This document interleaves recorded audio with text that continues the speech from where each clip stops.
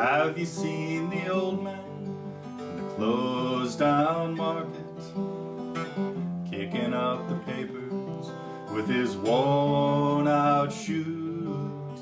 In his eye you see no pride, and held loosely at his side yesterday's papers telling yesterday's news.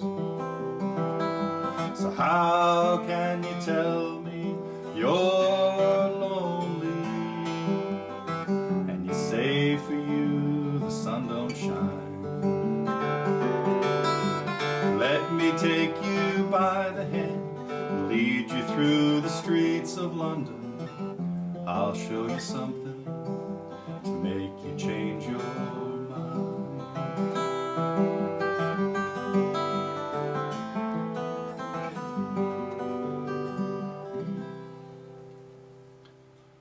Well, this has been a really heavily requested song, and I am thrilled to finally get to it. This song was very special to me when I first heard it in the early 70s, and I was actually playing and singing a lot of songs back then, so that sort of petered out as I got more into instrumental guitar playing and stuff like that. But this is a song, we're of course talking about Streets of London by Ralph McTell.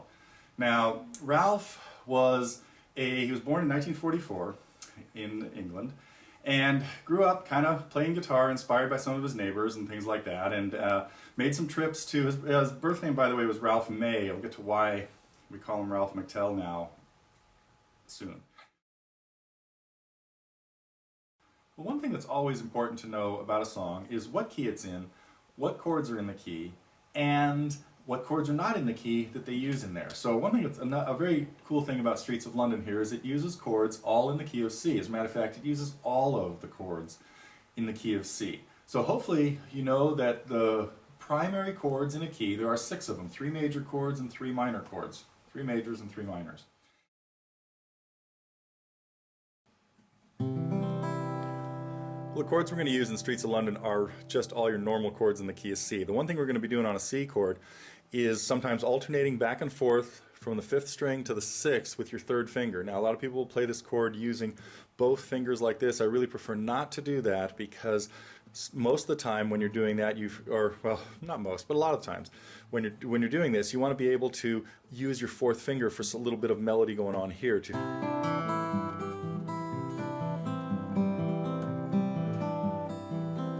So independent control of these is really important. But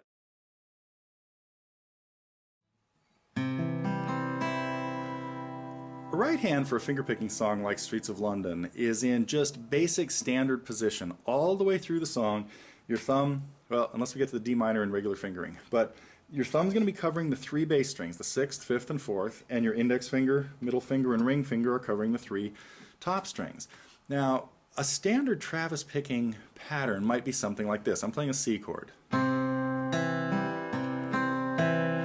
Hopefully you're familiar with that from some of the other songs that we have here. So let's break this down a little bit. First thing you have to understand in any song you're going to be doing finger picking with is a very solid, clear understanding of the chord progression. So take a look at the chart, the page with just the chords on it. We'll get to the tablature a little bit later. But just the chart, and what you want to be able to do is just kind of strum through the whole song playing the chords the way you're going to finger them in the song. Now, the C's again are going to be normal, so let's just play 4 beats of C to G to A minor to E minor